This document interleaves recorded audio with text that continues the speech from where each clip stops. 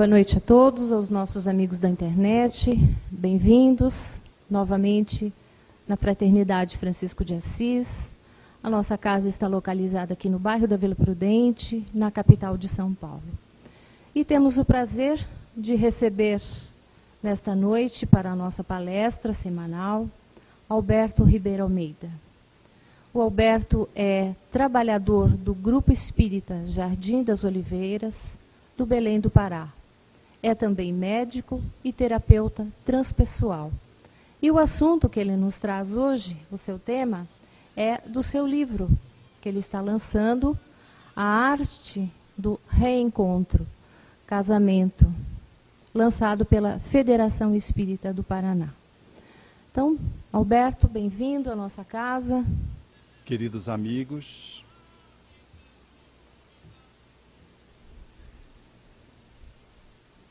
é com muita alegria que partilhamos esse abraço do norte, trazendo um pouco do açaí para encontrar no estado de São Paulo a beleza e o encanto da Amazônia, que dentro das suas múltiplas expressões de graça que o Divino colocou no nosso país, permitiu que Belém do Pará pudesse ofertar ao nosso país a graciosidade desse vinho, desse suco saboroso, chamado açaí. Amai um ao outro, mas não façais do vosso amor um cativeiro. Que haja um mar ondulante entre as praias das vossas almas. Sede alegres, cantai, mas deixai cada um ficar a sós, como as cordas da lira, que estão separadas, mas estão juntas na mesma musicalidade. Estais juntos, mas não juntos demais, porque as colunas de um templo erguem-se separadas, e o carvalho não cresce à sombra do cipreste. É a fala poética de Khalil Gibran, o grande poeta do mundo árabe, que nos brinda sobre o casamento na sua obra monumental, talvez a mais importante, O Profeta. Ela nos traz, na medida da poesia, o que representa esse desafio do encontro um com o outro ser humano, numa perspectiva de intimidade, de aproximação, nesses dias em que a humanidade questiona o casamento, dias estes que falam, portanto, de um movimento no qual o casamento, tal como está posto, de tal modo ele se fragilizou que as pessoas intentam questionar sobre essa instituição chamada casamento, com consequências também para o processo familiar. Allan Kardec, na sua lucidez, ao seu tempo, já haveria de indagar com prontidão na obra que inicializa o pensamento espírita, exatamente sobre essa questão da durabilidade do relacionamento de conjugalidade. Que seria, pergunta ele na questão 696 de O Livro dos Espíritos, o que seria para a sociedade se houvesse a abolição do casamento? Ao que os espíritos responderam: seria uma regressão à vida dos animais. Seria um retrocesso da humanidade. Seria como que andar para trás. Essa perspectiva de compreensão, portanto, alinhavada pelo Espiritismo já há 150 anos atrás, um pouco mais, fala-nos dessa realidade da lei de amor que nos impulsiona um para o outro na expectativa silenciosa e às vezes ostensiva de podermos experienciar o êxtase do encontro. Tudo começa num processo de aproximação pelo namoro, quando o Espírito Emmanuel, usando uma metáfora, compara ao cais dos sonhos, no encontro do enamoramento, há um processo de apaixonamento que galvaniza os corações que se aproximam. Nós experimentamos no cais o êxtase de uma hipnose afetiva, perdemos o chão, ficamos de tal modo mobilizados pelo outro, que temos a impressão de que encontramos a nossa metade, a nossa outra metade. Há aquela perspectiva até exagerada de acharmos que foi a nossa alma gêmea aquele encontro. Fenômeno esse que se explica pelo movimento de apaixonamento, que também os espíritos, na questão 907 de O Livro dos Espíritos, consagraram, mostrando que a paixão ela está em um ser humano para atender uma necessidade natural do desenvolvimento do sentimento. O apaixonamento é alguma coisa que faz parte da estrutura do ser humano. Está posto em a natureza com uma finalidade de nos encaminhar para um relacionamento de profundidade no campo da amorosidade. No cais dos sonhos, nós entabulamos pensar num universo de viagem pelo mar adentro da vida com a nossa, poeticamente, alma gêmea, ou presumivelmente a nossa outra metade. E na medida que nós nos acasalamos, em que o cais deixa experimentar o navio que zarpa na direção do infinito, quando o casal, portanto, vai quebrando as amarras daquela formalidade apaixonante do namoro, para agora experienciar o cotidiano do casamento, avançando o mar alto das experiências do dia a dia, nós ainda percebemos os recém-casados experimentando a lua de mel, que ainda é fascinante, porque o processo da convivência ainda é escasso. Até porque alguns conteúdos de um e de outro não se revelam, salvo quando nós avançamos literalmente para um relacionamento de conjugalidade. No dia a dia, portanto, ainda nas primeiras movimentações do casal, agora recém-casado, há aquele encanto ainda presente. Todavia, à proporção que o tempo flui, nós vamos tendo uma surpresa. É que a pessoa que se revelava como a nossa metade cara, ela começa a nos ameaçar de algum modo, porque nós não damos conta de que somos duas pessoas que trazemos diferenças, que se acirram, que se mostram mais abundantes quando da convivência diuturna do casal. Uma coisa é estar enamorado e viver um encontro programado, e a outra coisa é estar coabitando dia e noite com a mesma pessoa no mesmo espaço. Uma coisa é encontrá-la perfumado, perfumada, se programar para fazer aquele encontro, se não se está bem, não se vai ao encontro, e a outra coisa é você estar sempre um ao lado do outro.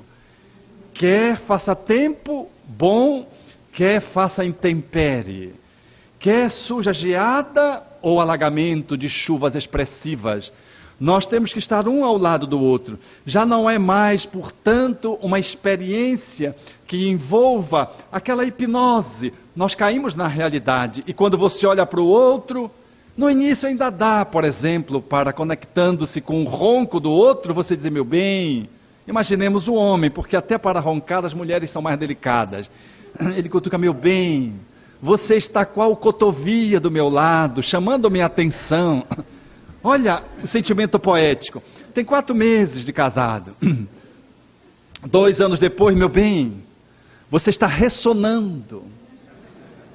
1 ano e meio, 2 anos talvez, meu bem, você está roncando. A entonação já é diferente. a qualificação já mudou. E imagine 10 anos depois, ele já está dando de cotovelo nela. Meu bem, eu tenho a impressão que é um avião que está passando aqui por cima de casa, quer dizer, de cotovia para avião, voou muito alto. A convivência fala das diferenças. Duas pessoas que se encontram são duas humanidades que se aproximam, que trazem um histórico pessoal, às vezes étnico, religioso, educacional, inteiramente distintos. E ainda que hajam aproximações, nós somos muito diferentes. E poder articular essas diferenças à medida em que o relacionamento vai sendo posto, olhar para um e para o outro recém-acordado, é muito diferente de olhar para o outro quando o outro está bem produzido, está bem posto, formalmente colocado para ser admirado um pelo outro. Ter que gerenciar as economias domésticas para dar conta da realidade de ir ao supermercado e de ajustar dentro do orçamento doméstico o que se ganha para poder fazer face à despesa também é um dos desafios que se colocam na direção do casal recém-casado. E à proporção que o navio vai avançando, mar alto, agora já bem distante do cais, surge, portanto, as possibilidades agora que desafiam o casal ao desenvolvimento interior. Porque de todas as relações, aquela que é mais exigente é a de conjugalidade. Porque você dorme a mesma cama. Como dizia um amigo no avião, disse: Alberto, não casa. Ele tinha recém-casado, fazia 1 ano e pouco. Porque eu perdi toda a minha liberdade, eu dormia numa cama de casal. Rolava para um lado, rolava para o outro. Agora eu só posso entrar pelo um lado. Só posso sair por esse mesmo lado. Olha, 1 ano e pouco ele já estava decepcionado. E me dizia no alto, porque é assim. Nós experimentamos uma convivência num espaço curto. Temos que dividir o toalete. As manias que cada um traz da sua história. Aonde você aperta o tubo de pasta, um amigo tinha essa encrenca, e ele dizia: Alberto, acabou isso comigo quando eu vi um psicólogo indiano numa entrevista na televisão, ele dizendo que tem pessoas que deixam o tubo de pasta aberto, não colocam a tampinha. Aí eu entendi a minha esposa, que ela não fazia aquilo contra mim, é que ela é neurótica. Mas ele não sabia que ele era neurótico, porque a tampinha tinha que estar e tinha que empurrar a pasta de baixo para cima, e ai se apertasse a pasta no meio. As nossas neuroses se dão de encontro, não vão ao encontro, se dão de encontro. Essa realidade ela vai sendo posta no cotidiano. Quando você vai, se você não sabe se abre a janela ou se fecha a janela, se liga o ar-condicionado ou não, porque um é friorento, o outro é calorento. Como uma paciente minha dizia: doutor Alberto, se o senhor me visse com trajes de alcova, de cama, de quarto, o senhor não me reconheceria. Eu disse: mas por quê? Eu pareço uma astronauta, porque eu sou muito friorenta. O meu marido dorme sem camisa, põe o ar-condicionado num nível... Belém do Pará faz muito calor, demasiadamente quente. É uma cidade em que o urubu voa fazendo assim. Como ele se abana, o outro ele voa. Ele faz o seu périplo pelo ar. E ela dizia assim: mas eu sou muito friorenta, então eu durmo de meia, cobertor, gorro, máscara, então mal aparecem os olhos. E eu disse: eu receio que isso diminua o encanto afetivo e que afete a sexualidade. Efetivamente, lá pelas tantas, muitos casais precisam estar atentos para isso, porque um dos processos que interfere na conjugalidade é como você se põe ao lado do outro. Não é porque está casado, depois que você já conseguiu o outro ou a outra, que você vai de qualquer jeito. E há pessoas que descuidam tanto do cuidado com o corpo e saem daquele narcisismo corpóreo, de uma vaidade extemporânea, e saem às vezes para um relaxamento nocivo para a relação. Então temos que ter o cuidado, porque interfere sim uma pessoa como um astronauta vivendo todas as noites, o esposo se inquieta, mas ele não veste-se de uma forma diferente, porque ele é muito calorento, mas eu não tenho como, senão eu não durmo. Imagine, portanto, que até a vestimenta ela vai interferindo, como dizia um outro paciente. Doutor, não dá para ter atração sexual, porque a esposa questionou no relacionamento de conjugalidade, porque a sexualidade não estava em dia. Estavam tendo problemas na interação sexual. E ele então me disse, mas não é possível, doutor, ter uma interação sexual saudável e satisfatória, porque, só imagine, a minha esposa vem dormir com uma camisa que é de propaganda política, aquele candidato que perdeu, que a Polícia Federal está procurando. Não dá, doutor, não dá. Eu olho para ela, vejo aquela camisa daquele político, então não tem como ter atração sexual. São coisas pequenas, mas que quer não, quer sim, vão interferindo no relacionamento de conjugalidade. Então o casal são duas criaturas que estão desafiadas ao autoencontro. Porque não há espelho mais fidedigno para falar de ti mesmo do que alguém que está ao teu lado, dorme a mesma cama e às vezes não sonha os mesmos sonhos. Senta ao mesmo lado de você à mesa, faz programas cotidianos juntos. Se há filhos, o trato dos filhos precisa haver uma interação já no papel de pais, não de cônjuges. Então, esse desafio, ele implica, portanto, num processo transformador interno de cada um.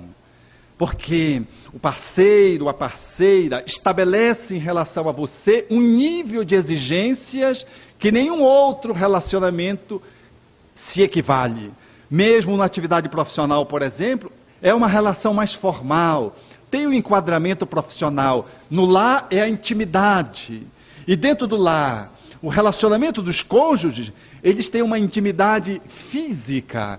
E implica num andamento de intimidade emocional, psicológica. Não obstante, muitos dos casais estejam muito distantes um do outro. Transam. No entanto, não entra no êxtase do encontro da afetividade. Como diz um psicanalista famoso do nosso país, caracterizado muito pela sua irreverência, gaiaça, mas diz com prontidão, e se houver um certo exagero, de alguma forma traz uma realidade pungente. A maioria dos casais, diz ele, vão para a cama, e diz 90% dos casais vão para a cama, para fazer sexo porque não querem intimidade. Vejam, parece um paradoxo. Como é que eu vou para a cama transar, ter um relacionamento de comunhão afetivo sexual e não quero intimidade? Porque ter sexo basta tirar a roupa e ter uma atração física. Mas a intimidade envolve você se abrir para o outro psicologicamente. Envolve, portanto, você arriscar em se mostrar para o outro tal qual você é. E esse processo, ele é muito mais desafiador. As pessoas hoje, com facilidade, tiram a roupa para as fotografias nas revistas, para envolver o erotismo masculino, feminino. As revistas se especializaram e são inúmeras.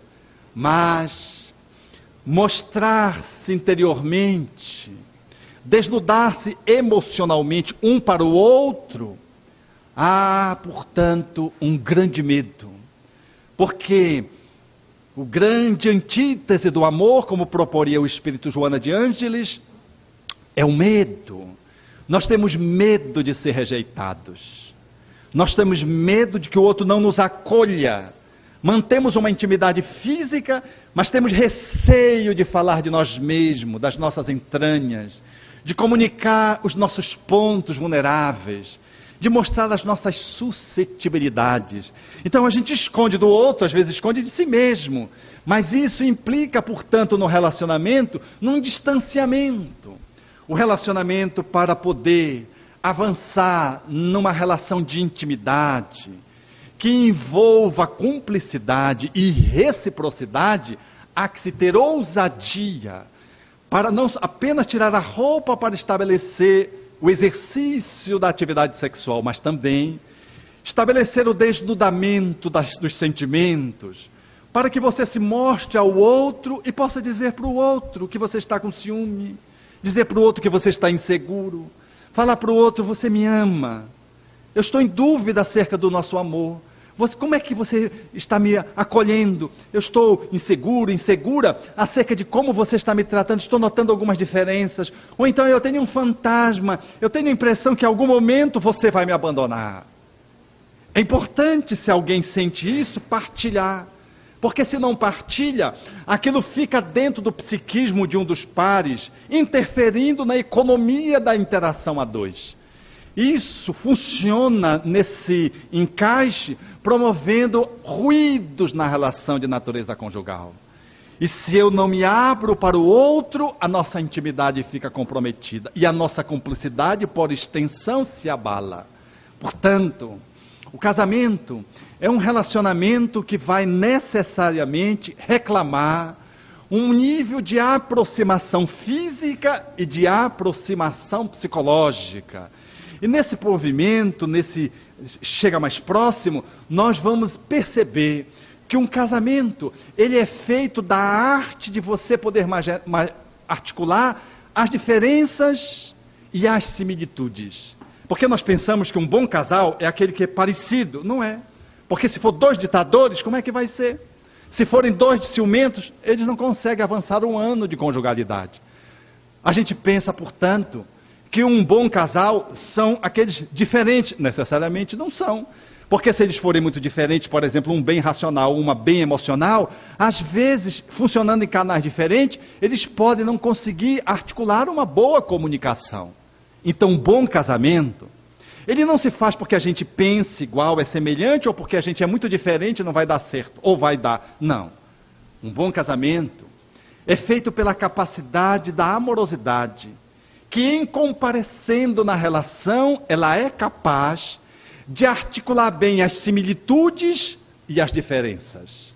As similitudes, porque se não bem trabalhadas, elas funcionam como uma disputa. Por exemplo, dois casais de médicos. Se eles são médicos, eles podem fazer uma concorrência de natureza profissional. Se os dois são afeiçoados à beleza física, eles podem estabelecer uma concorrência no fisiculturismo. Um que é mais malhado que o outro, um quer perder ali das gordurinhas mais do que o outro, um fica olhando para o culote do outro e fica uma briga por conta das similitudes. Eles estão disputando aquilo que representa uma manifestação de assemelhamento de comportamento. Do mesmo jeito que as diferenças, elas podem resultar em atritos quando eu, por exemplo, raciocinando sobre a economia conjugal, faço meu orçamento absolutamente matemático. Vou no Excel, pego ali uma tabela e vou com a parceira, mas a parceira, ela tem um olhar emocional. A ótica de fazer as contas não é 2 mais 2 igual a 4. 2 mais 2 na emocionalidade pode ser 8, podem ser 5, depende de como a pessoa estabelece esse tipo de olhar. Porque o olhar racional, ele é lógico e matemático, mas o olhar da emocionalidade, ele funciona com uma outra lógica. Então, a diferença, ela precisa ser bem articulada. Um casal, por exemplo, que vai ao shopping, eu costumo lembrar desse exemplo, que ele é muito comum. Se eles vão trocar roupas, fim de ano, se deram um presente, os presentes não ficaram muito bons, do ponto de vista da numeração da roupa, e ele vai trocar uma camisa, e ela também. Um homem, quando entra no shopping, qual é o olhar dele, do ponto de vista pragmático? Falo do homem no sentido da generalidade, porque nada é assim rigidamente. Mas aqui como exemplo, suponhamos que ele seja o pragmático, como habitualmente o é. Ele olha a loja, a entrada do shopping, traça uma reta, e o menor caminho entre 2 pontos, na loja de cidade dele, é uma reta, ele vai. Qual é a lógica da parceira? Ela chega na porta do shopping, a loja está ali, e ela vai fazer um movimento elíptico. Ela pega exatamente o corredor posto, e diz, meu bem, é por aqui, ali. Diz, não, meu bem, mas eu vou dar só uma voltinha aqui. Para ela ir direto é quase que um crime. Porque ela precisa olhar as vitrines. Ela Adora, porque a profissão dela é design de interiores. Ela adora olhar para ver a decoração das vitrines. E ela vai fazendo esse caminho que não tem fim. Depois ela sobe para o outro andar e vai para o outro andar e vai. Então é inevitável uma briga na entrada, vocês imaginem na saída. Então se ele sabe que ela é assim, ele já leva 2 livros para ler enquanto ela vai fazendo a sua viagem. Leva o jornal, combina com ela, meu bem, eu vou ali tocar a roupa, a gente se encontra no café, porque ela vai demorar para burro, ou para o esposo, se ele preferir. Então se ele é inteligente, ele vai para a loja de café, troca a roupinha dele lá, senta e vai ler o jornal. Enquanto que ela vai, e ele já se prepare, porque quando ela chegar e dizer, meu bem, você não sabe. Hipnotizada pela vitrine, ela ficou seduzida pela uma palavra mágica, liquidação. Ele sabe que mais uma vez ele vai ser liquidado na sua movimentação financeira. E ela disse, meu bem, você não imagina. A loja está tudo por 50%. Não é que ela precise, é porque a emocionalidade dela, ela quer comprar a vitrine, mas ela leva o quê? O vestido. Não é o vestido, não é o produto que está 50% mais barato, matematicamente. Na verdade, ela não se dá conta de que ela gostaria de ser dona daquela vitrine. Ela ficou encantada. Então, como ela não pode levar a loja inteira, o design inteiro, ela leva uma peça que está 50% mais barato. Ou ela quer, e chega lá para o parceiro, ele já sabe.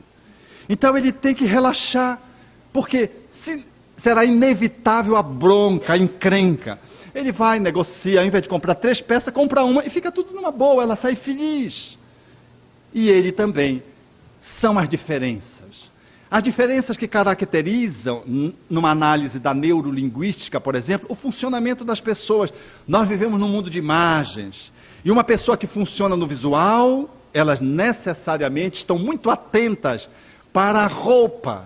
E suponhamos que seja a mulher que tenha esse canal que funciona predominantemente em detrimento de um outro canal, que é o senestésico, que é o da sensação, que fala do tato, da gustação, do paladar, da olfação, próprio, por exemplo, no parceiro.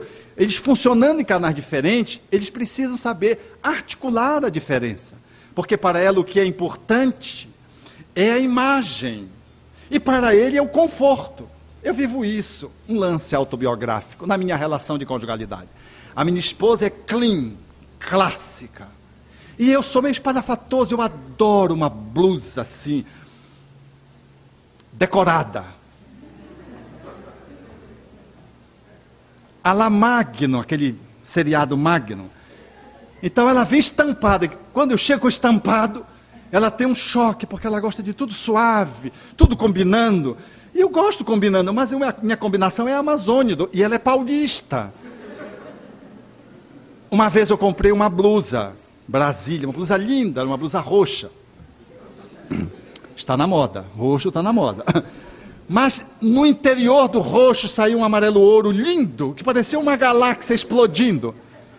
Eu fui cair na besteira de perguntar para os amigos se estava bom. Mostrei a blusa, amigos sempre mentem, para não perder a amizade. Disseram, elogiaram 4 amigos, entre homens e mulheres, todos concordaram. Eu cheguei e mostrei para ela, encantado. Ela olhou, ela é muito discreta na forma como faz a censura. Ela disse, meu bem, está muito bom para andar domingo na Praça da República. A Praça da República em Belém, domingo é uma feira hippie. Eu uma vez estava em Alagoas e vi uma calça jeans. E achei que podia comprar aquela calça jeans, estava necessitado. E no meu pragmatismo, já que deu, eu comprei logo 3. Porque o homem é assim, não embrulha 3. Cheguei em casa, mostrei a calça jeans, vesti. E disse, que tal, meu bem? Ela disse, meu bem, mas ficou assim muito justinha, não foi? Eu disse, não, meu bem, tá boa. Dias depois, fomos sair, eu botei a calça jeans e disse, que tal? Querendo um elogio. Ela me olhou e disse, está bem, você está parece uma linguicinha. Apertadinha na calça jeans. Somos diferentes no paladar, na roupa, no olhar. Eu gosto de coisas confortáveis e ela gosta de coisas bonitas. Ela é capaz de sair com uma roupa justinha, que no mal dá para sentar, porque ela está elegante. E eu, às vezes, vou com uma roupa assim, que cabe 2 Albertos. Mas eu tenho uma movimentação tranquila, porque eu estou confortável. É o senestésico e o visual. Que quando entram no restaurante, brigam. Porque ela quer saber da música, da combinação das cores, do visual. Ela olhar para o cardápio é mais do que comer, para ela. Ela não quer nem saber de comer. Ela quer saber de olhar, de ver a composição, olhar o prato. Ele não quer nem saber da decoração, se tem metro, se não tem metro. Ele quer saber do metro da comida, porque ele quer encher a pança. Por ele, se pudesse trazer a frigideira e botar no centro da mesa a panela, traria para ela a forma com que o garçom acessa. Se ele vem pela direita ou para a esquerda, faz toda a diferença. Ela fica encantada se a música combina, se é italiana, se é um restaurante de massa, uma cantina. Ela faz todo esse link. No entanto, ele não quer saber. Ele quer saber se está cheirosa a comida. Ele quer olhar e quer provar. Ele não basta olhar. O olhar para ele não funciona. Deixa eu provar. Ele vai e ela fica assustada. Por quê? Naturalmente ela tem um outro jeito de funcionar. Ele come o dele e come o dela. Porque ela está com o vestidinho bem justinho. Já olhou, já se satisfez. Não quer engordar para que os vestidos caibam. E come pouquinho. E esse, meu bem, está tão gostoso, é um desperdício. Tanta gente morrendo de fome, né? Puxa o prato dela e larga a brasa. Um bom casal é aquele que sabe articular as diferenças. E sabe valer-se das similitudes como processo de apoio um ao outro. Você, se parece comigo, eu apoio você no seu crescimento e você a mim. E se você é diferente de mim, eu troco com você. Eu aprendo a emocionalidade com você, você aprende a racionalidade comigo. Eu aprendo ao buscar o desenvolvimento da intuição que você tem, e você aprende comigo a ser uma pessoa pragmática, objetiva. Porque há situações da vida que você precisa ser pragmático, objetivo, e há situações que você precisa ser intuitivo. Há situações que você precisa ser nitidamente emocional. E há situações que você precisa ser criteriosamente racional. Então o casal, se ele sabe articular a diferença, ao invés deles se entrincheirarem nas suas verdades, eles abrem um canal de troca, de permuta. Esse casal cresce profundamente um com o outro. Porque o relacionamento criativo, ele exatamente se faz nessa perspectiva do encontro no qual nós vamos nos trabalhando à custa da influência do outro, que me revela quanto espelho, e à custa do aprendizado acerca das virtudes que o outro traz, e que eu aprendo com ele ou com ela, fazendo com que o nosso relacionamento se enriqueça, de tal modo que o bom casamento é aquele que você casa muitas vezes na mesma relação. Ao invés de mudar de parceiro e buscar um outro casamento, tente casar no mesmo casamento. Porque as pessoas mudam. E é comum a pessoa dizer assim, mas você mudou. Ora, se você não mudar, você estaciona. Ninguém consegue ser o mesmo. O problema é se nós mudamos juntos. Na psicoterapia individual, habitualmente, o profissional precisa estar antenado para o esposo que não está participando ou para a esposa que não está participando. Porque o indivíduo vai melhorando e corre risco de refletir na relação negativamente. Então, habitualmente, ele traz e faz um contraponto, porque senão começa a haver um distanciamento do casal ou começa a surgir atritos, em função de que aquele que está se cuidando faz movimentos de transformações internas de tal ordem que afetam o outro e o outro às vezes não consegue acompanhar. É necessário que um e que outro possam estabelecer essa movimentação de articulação para que ambos possam crescer. Porque um bom casal é aquele que, em se casando muitas vezes, vai ganhando gabarito. Na medida que vai perdendo o vício e o vigor das cópulas da interação sexual, que quanto mais jovem tem uma performance sexual em função da própria possibilidade da libido maior, eles vão amadurecendo enquanto pessoas. E o êxtase do encontro físico vai sendo transmutado no êxtase do encontro emocional. E mais tarde do espiritual. Se o casal bem acasalado, ele avança no tempo, ganha a terceira idade, às vezes a quarta idade, já bem velhinhos, e eles ainda estão vivenciando a energia sexual, mas não mais na cópula física propriamente dita. Faz aquilo que André Luiz diz, a comunhão psíquica, o êxtase de um casal que é capaz de experimentar a sexualidade além da possibilidade física. Uma troca de energia pujante. Vi isso graciosamente no último semestre. Meu pai estava hospitalizado com um processo pneumônico na UTI, contando com 92 anos de idade. E a minha mãe, no dia 2 de setembro desse ano que passou, comemorava aniversário de bodas. Ela é parkinsoniana e tem 86 anos de idade. E na hora de vestir a calcinha, sem precisar de ajuda e sem se sentar, tombou. Ela é muito teimosa, minha mãe. E tombou, caiu e fez uma fratura de mão, porque tem uma osteoporose importante. Quando se pensava que ela ia pedir para ir para o hospital tratar a fratura, ela pediu para ir para a UTI visitar, como estava programado, visitar o papai. E foi, porque ela estava completando 60 anos, bodas de diamante. Ela queria ir ao encontro dele. Em função da sua saúde, ela não tinha ainda visitado. E então foi na UTI fraturada. Encontrou, estabeleceu o relacionamento, ele estava lúcido. E aquilo foi um momento formoso. Depois que ela saiu da UTI, ela foi então cuidar da fratura da mão que tinha se estabelecido na queda. Eu tomei os informes da ocorrência, porque não presenciei, estava viajando, e fiz uma crônica daquele encontro, falando da amorosidade daquele casal. E no Evangelho no Lar, tive a oportunidade de ler para ela. Para aqueles que estavam no Evangelho lá. Olha essa crônica que fiz, mas não disse de quem era. E comecei a ler e descrever a cena de uma forma poética também. E de uma forma a implicar outros raciocínios em torno de um encontro de duas pessoas enamoradas que se programavam para estabelecer um encontro afetivo naquela noite. Parecendo que eram dois jovens, na minha descrição. E eu finalizo falando do encontro, que tratava-se de duas pessoas idosas que estavam completando bodas de diamante. Quando eu acabei de ler, eu olhei para ela e eu disse, e aí? Ela disse, faltou o beijo que eu dei nele. E eu achei fantástico. Ela ouviu em silêncio do começo ao fim, foi dando-se conta que era ela. E avaliou a performance do escritor e no final fez a complementação daquilo que ela significava importante, o beijo. O beijo numa boda de diamante. Uma pessoa de 86 anos e de 92 anos.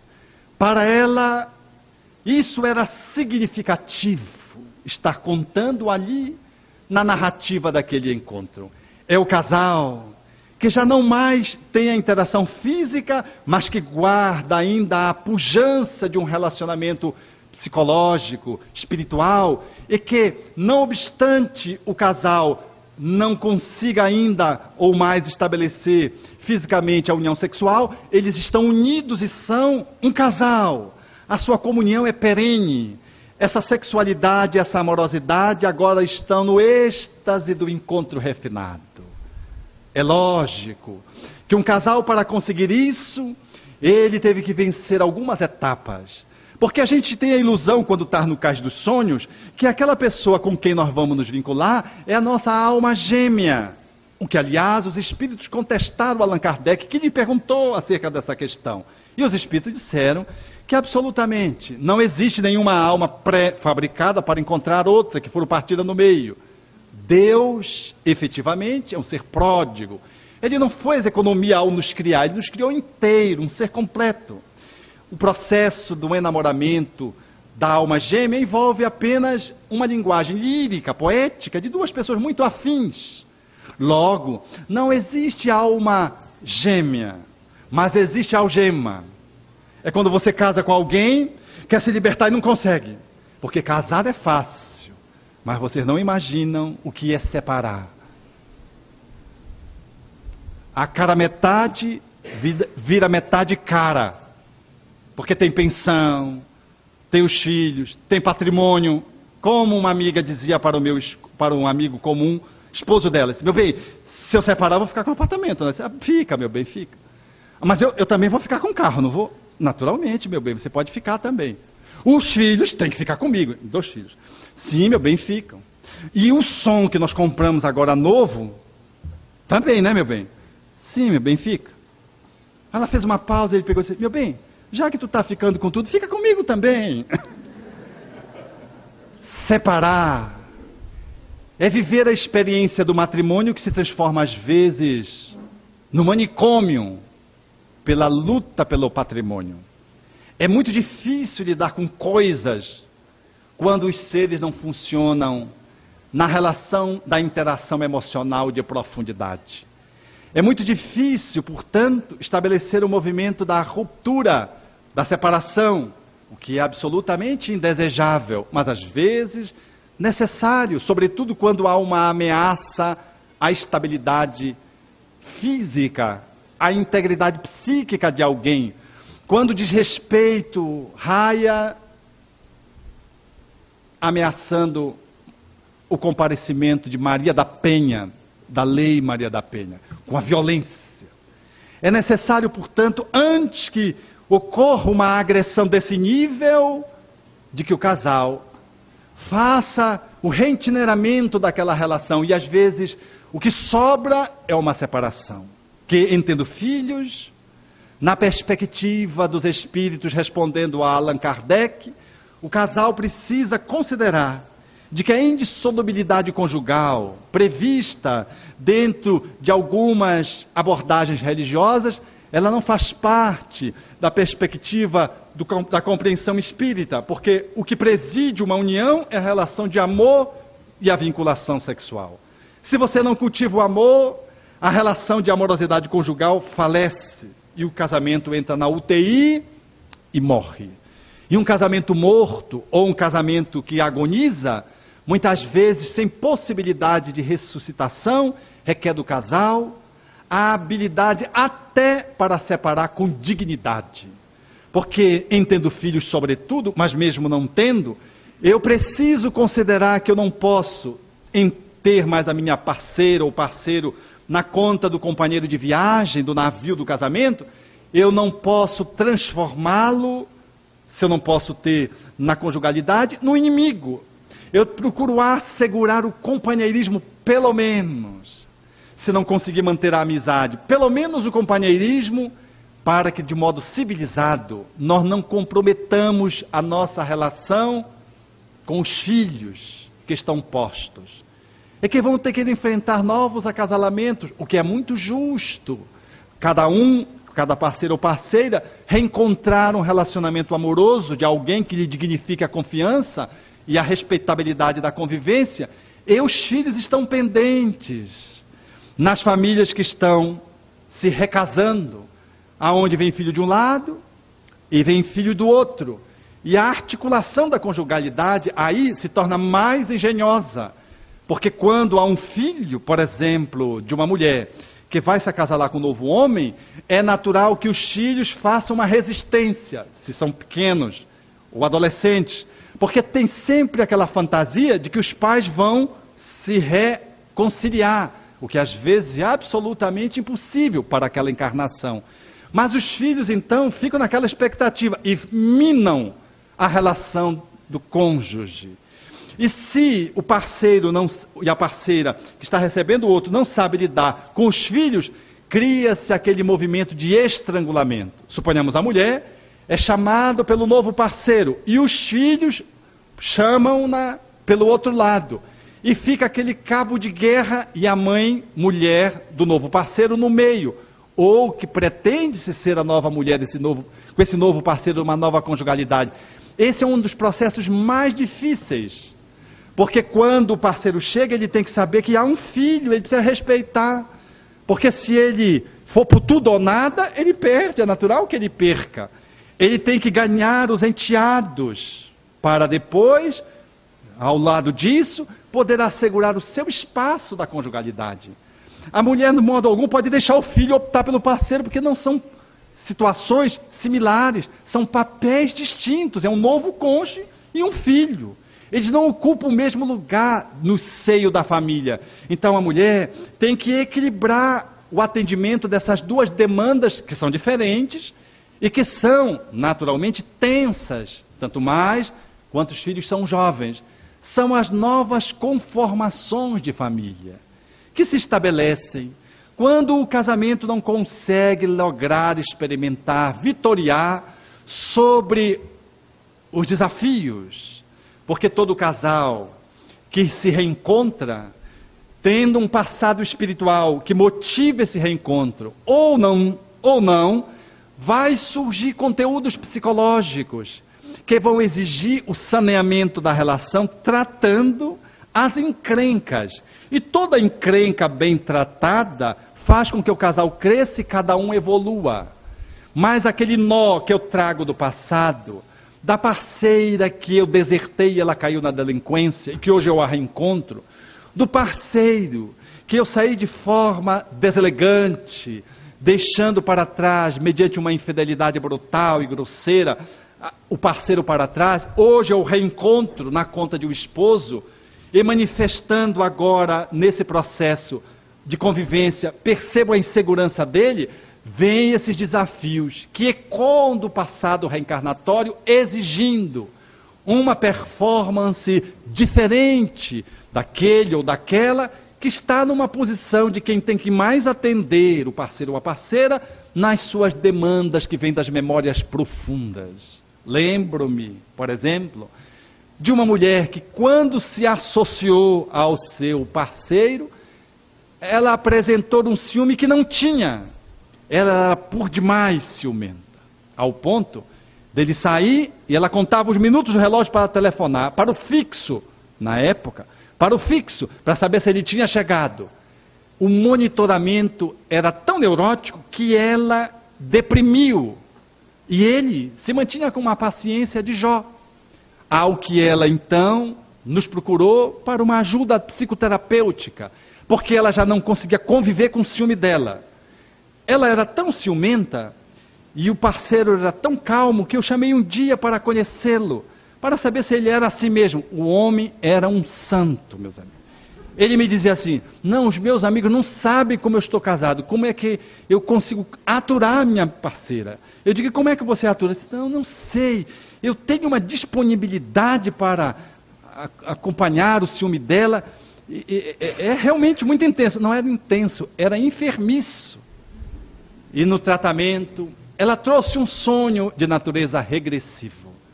Ela via-se num baile, alguém não respeitava-lhe a fidelidade do relacionamento e atraía, e ela reconhecia que era ela, e o traidor ela reconhecia que era o parceiro da atualidade.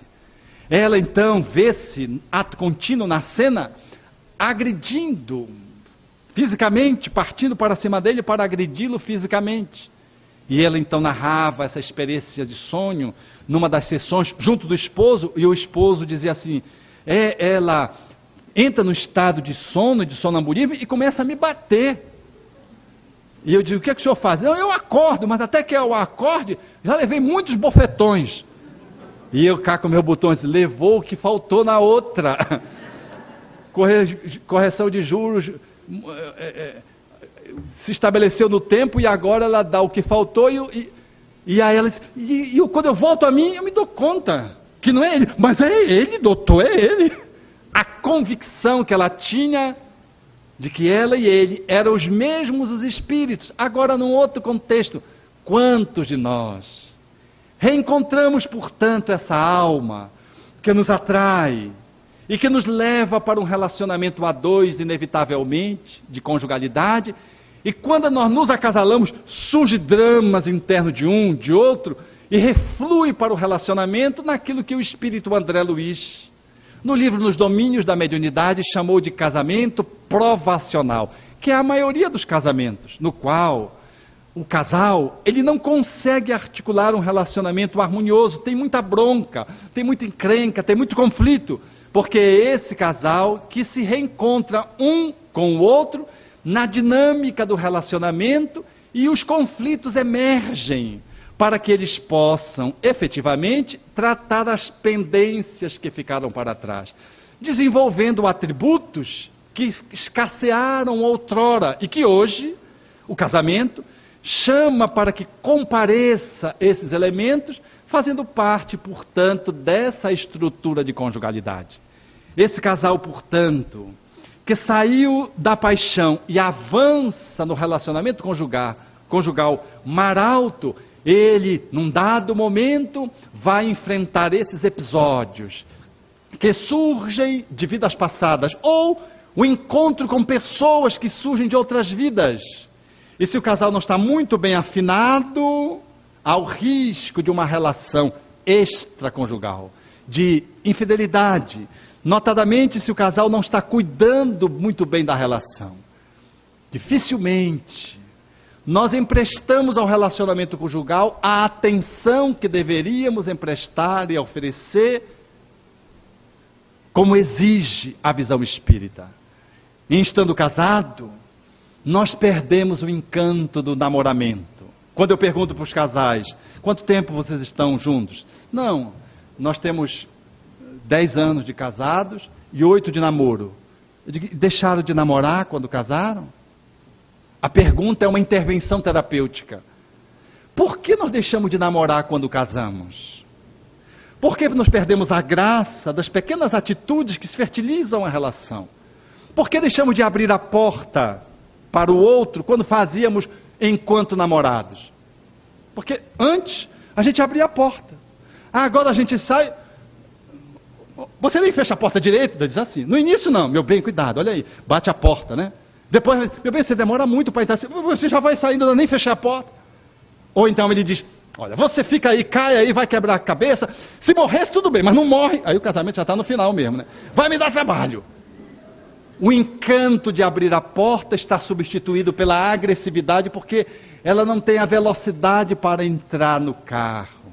E ela sempre entrou naquela velocidade. Porque é assim, nós queremos que as pessoas mudem, só porque casaram, elas não mudam. Eu conheci um amigo que era muito interessante. A esposa, ela estava sempre atrasada. Para se despedir, era meia hora para se despedir de uma festa, num encontro familiar. E eu ficava olhando e me impressionava a paciência. E um dia eu cheguei com ele e perguntei, mas seu Paulo, eu me admiro muito da sua paciência que o senhor tem com a dona Lourdes, que era a sua companheira. Eu disse, qual é o segredo? Ele disse, o primeiro encontro.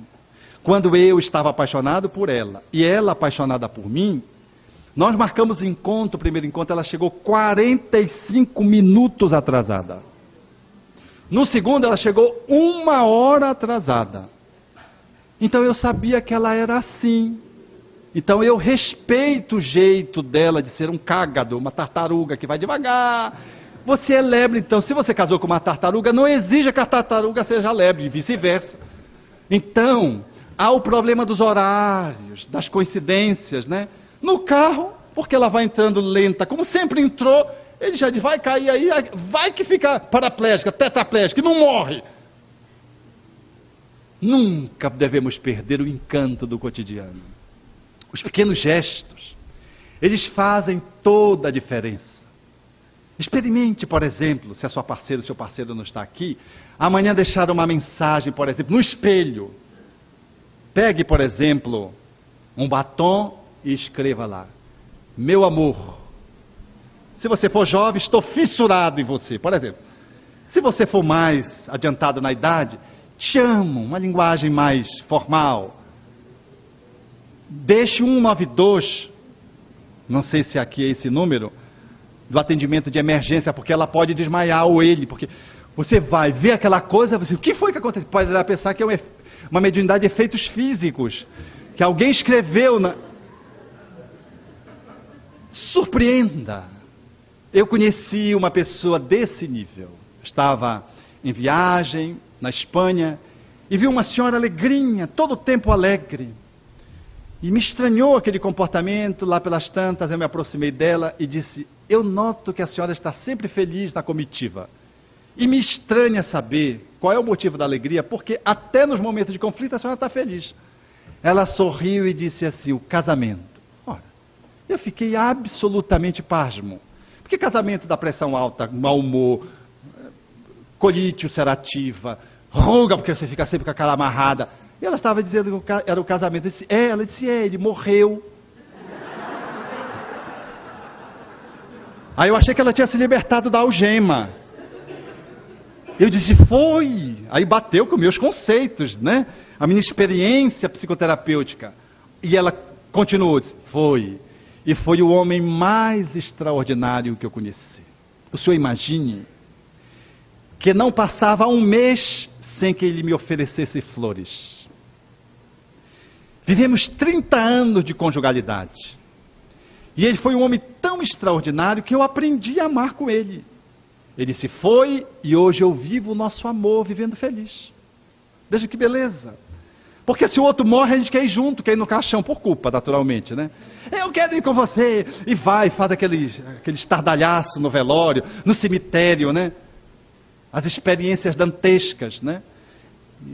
Querer ir junto com o outro. Habitualmente é o amor que não deu. E agora está com culpa. E agora não sabe o que faz com aquela culpa e entra no estado de histeria. Poucas pessoas têm o cuidado de fertilizar a relação com mimos em tempos que não são comemorativos. Porque dizia-me uma senhora, se o senhor ler os cartões que o meu esposo me manda no aniversário de casamento, o senhor pensa que é fotocópia. Porque os cartões, as minhas filhas já perceberam, mas mamãe, o papai escreve sempre do mesmo jeito. Era a mesma escrita. Não tem a menor criatividade. Está no automatismo, no piloto automático. Eu mandava as flores, uma vez por ano, e aquele escrito, as mesmas palavras. Ele não tinha nem o cuidado de mudar, botar um acento, o desgraçado. E a esposa notava que era automático. Então, não chegava bem. Dê flores num dia não convencional. Leve a sua parceira para dançar numa sexta-feira. Surpreenda, convidando-a para jantar, deixando os filhos, porque o casal às vezes esquece-se de que são casados. Se tornam pais e mães e depois não sabe que o casamento acabou. Preserve a conjugalidade, nutrindo a relação com pequenas mostras. Mande um torpedo para ele ou para ela. Estou com saudade de você. Não precisa ser aniversário, dia dos namorados. Faça isso. Leve o café na cama. Como a mulher que fez isso. Fez um exame do relacionamento em crise e decididamente percebeu que o seu relacionamento conjugal tinha entrado num processo de falência e que ela tinha a sua cota, numa análise sincera. Quando o esposo acordou no dia seguinte, ela estava com um café 5 estrelas para ele na cama. Ele se assustou, olhou, disse, o que foi? Ele disse, meu bem, me deu vontade de trazer café na cama para você. Ele foi sentando, ele não era espírito, se fosse ele ia pensar que ela estava num surto, tomada por um espírito, pelo guia provavelmente dele, ou então pelo obsessor, quem sabe, o obsessor tem tramas. Ele não precisa dizer que ele não tomou o café direito, porque ele ficou pensando, o que é que ela está querendo? Uma viagem, trocar de carro, ficou imaginando.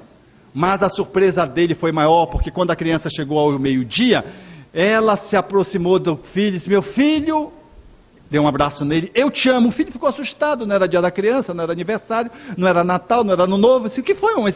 Não, meu filho, é que eu amo a minha família, amo você, e não costumo dizer que te amo.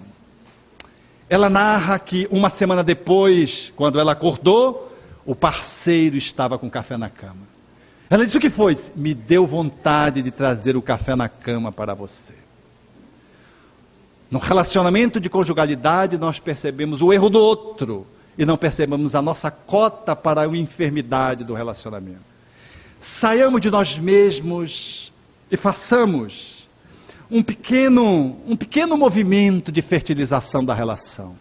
Dê um toque de graciosidade, um mimo, uma flor, não precisa ser um ramalhete, uma flor, porque o gesto é que é importante, não é o preço do presente, porque um carro caro às vezes mais magoa do que sensibiliza, porque é um carro caro que quer compensar as agressões de um ano.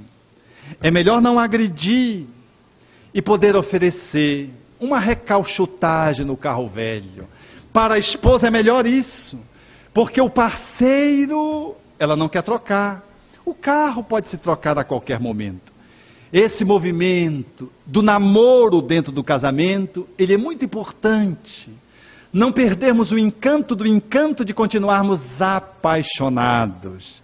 Já não é mais aquele furor, daquela paixão do cais dos sonhos, mas é o elan que sustenta, mediante pequenos gestos e pequenos movimentos, a graça de surpreender e de ser surpreendido.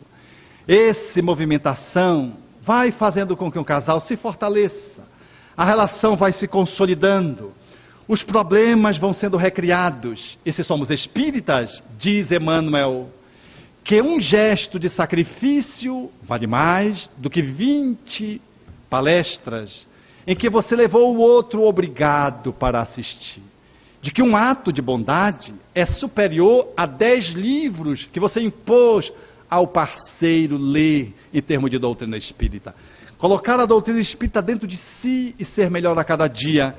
E comparecer com esse melhoramento na direção do outro é favorecer que o casamento seja sempre novo e que o navio da conjugalidade consiga alcançar o porto de chegada, não colidindo com nenhum outro navio que transite ao longo da viagem náutica, tampouco encostando num banco de areia e encalhando, tampouco alguém pulando numa boia, fugindo da relação. Nós seremos capazes de alcançar o objetivo final em função de tudo quanto investimos no nosso casamento, ou no nosso recasamento, se for uma segunda ou terceira conjugalidade. Esse aprimoramento na relação conjugal vai nos dando a dimensão de que o casamento é feito a dois, e de que se não há alma gêmea, há uma gema preciosa. Necessariamente não uma algema, uma gema, portanto, que eu preciso valorizar como parte do processo do meu crescimento. Tudo aquilo que o outro me exige, poderemos tomar conta como sendo o nosso personal trainer, que está nos ajudando no aformoseamento espiritual. E haveremos de caminhar de tal modo, que cada um sendo cada um, crescendo individualmente, grupalmente, a dois, e a família, hão de se beneficiar. Porque o casamento, segundo os espíritos disseram ao codificador, é um progresso na marcha da humanidade. E em fazendo isso, nós lograremos talvez não conseguir uma boda de diamante, mas faremos questão de dar um beijo a mais. Mesmo que o parceiro ou a parceira já esteja numa condição de definhamento no hospital, mesmo que você e o outro já estejam se encaminhando para a desencarnação, porque ninguém é de ninguém, nós estamos esposo e esposa, porque as almas somos aquelas que reencarnamos em diferentes papéis sociais para aprender a amar. Mas no casamento é muito importante que consideremos o exercício do amor como um respeito ao outro, e considerar o outro na sua peculiaridade, na sua individualidade, para que possamos fazer dessa relação uma relação de grande encontro, de tal modo que a fala de Gibran possa ressoar como o espelho daquilo que nós fazemos na nossa cotidianidade. Amai um ao outro, mas não façais do vosso amor um cativeiro.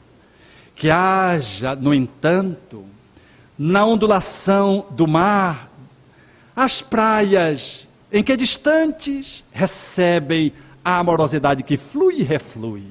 Cantai, dançai, sede alegres. No entanto, deixai cada um a sós, porque as cordas da lira estão separadas, mas elas estão juntas dentro da mesma musicalidade. Estais juntos, mas não juntos demais, porque as colunas de um templo se erguem separadas, e o carvalho não cresce à sombra do cipreste. Obrigado.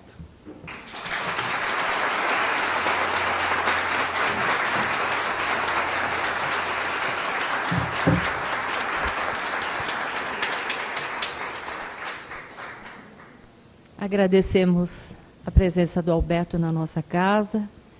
Realmente ele deixou muitas informações para a nossa reflexão e com certeza muitos de nós nos identificamos nos exemplos citados.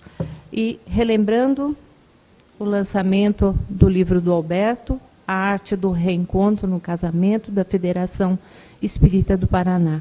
Alberto, os nossos amigos da internet encontram o seu livro em todas as livrarias. Paraná ou nas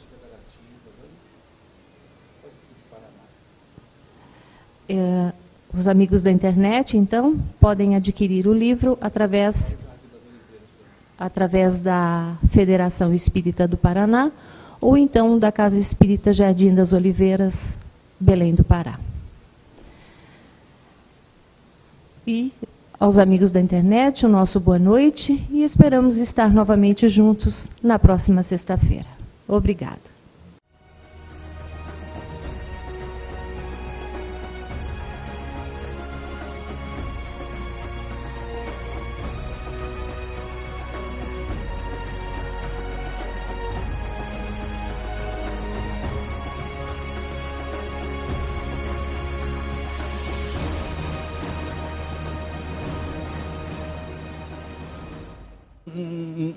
Um avião que está passando aqui por cima de casa, quer dizer, de cotovia para avião, voou muito alto.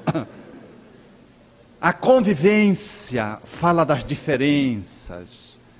Duas pessoas que se encontram são duas humanidades que se aproximam, que trazem um histórico pessoal, às vezes étnico, religioso, educacional, inteiramente distintos. E ainda que hajam aproximações, nós somos muito diferentes.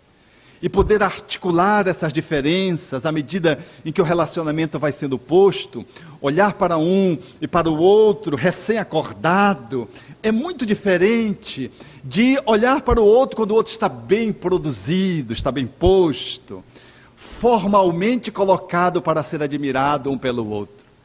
Ter que gerenciar as economias domésticas para dar conta da realidade de ir ao supermercado e de ajustar dentro do orçamento doméstico o que se ganha para poder fazer face à despesa também é um dos desafios que se colocam na direção do casal recém-casado. E à proporção que o navio vai avançando, mar alto, agora já bem distante do cais, surge, portanto, as possibilidades agora que desafiam o casal ao desenvolvimento interior. Porque de todas as relações, aquela que é mais exigente é a de conjugalidade. Porque você dorme a mesma cama. Como dizia um amigo no avião, disse: Alberto, não casa. Ele tinha recém-casado, fazia 1 ano e pouco. Porque eu perdi toda a minha liberdade, eu dormia numa cama de casal, rolava para um lado, rolava para o outro. Agora eu só posso entrar pelo um lado, só posso sair por esse mesmo lado. Olha, 1 ano e pouco ele já estava decepcionado. E me dizia no alto, porque é assim. Nós experimentamos uma convivência num espaço curto. Temos que dividir o toalete, as manias que cada um traz da sua história. Aonde você aperta o tubo de pasta, um amigo tinha essa encrenca, e ele dizia: Alberto, acabou isso comigo quando eu vi um psicólogo indiano numa entrevista na televisão, ele dizendo que tem pessoas que deixam o tubo de pasta aberto, não colocam a tampinha. Aí eu entendi a minha esposa, que ela não fazia aquilo contra mim, é que ela é neurótica. Mas ele não sabia que ele era neurótico, porque a tampinha tinha que estar e tinha que empurrar a pasta de baixo para cima, e ai de se apertasse a pasta no meio. As nossas neuroses se dão de encontro, não vão ao encontro, se dão de encontro. Essa realidade ela vai sendo posta no cotidiano. Quando você vai, se você não sabe se abre a janela ou se fecha a janela, se liga o ar-condicionado ou não, porque um é friorento, o outro é calorento. Como uma paciente minha dizia: doutor Alberto, se o senhor me visse com trajes de alcova, de cama, de quarto, o senhor não me reconheceria. Eu disse: mas por quê? Eu pareço uma astronauta, porque eu sou muito friorenta. O meu marido dorme sem camisa, põe o ar-condicionado num nível. Belém do Pará faz muito calor, demasiadamente quente. É uma cidade em que o urubu voa fazendo assim, como ele se abana, o outro ele voa. Ele faz o seu périplo pelo ar. E ela dizia assim: mas eu sou muito friorenta, então eu durmo de meia, cobertor, gorro, máscara. Então mal aparecem os olhos. E eu disse, eu receio que isso diminua o encanto afetivo e que afete a sexualidade. Efetivamente, lá pelas tantas, muitos casais precisam estar atentos para isso, porque um dos processos que interfere na conjugalidade é como você se põe ao lado do outro. Não é porque está casado, depois que você já conseguiu o outro ou a outra, que você vai de qualquer jeito. E há pessoas que descuidam tanto do cuidado com o corpo e saem daquele narcisismo corpóreo, de uma vaidade extemporânea, e saem às vezes para um relaxamento nocivo para a relação.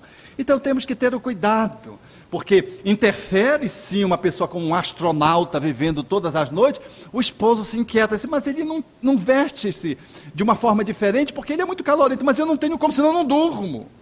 Imagine, portanto, que até a vestimenta ela vai interferindo, como dizia um outro paciente. Doutor, não dá para ter atração sexual, porque a esposa questionou no relacionamento de conjugalidade, porque a sexualidade não estava em dia. Estavam tendo problemas na interação sexual. E ele então me disse, mas não é possível, doutor, ter uma interação sexual saudável e satisfatória, porque, o senhor imagina, a minha esposa vem dormir com uma camisa que é de propaganda política, aquele candidato que perdeu, que a Polícia Federal está procurando. Não dá, doutor, não dá. Eu olho para ela, vejo aquela camisa daquele político, então não tem como ter atração sexual.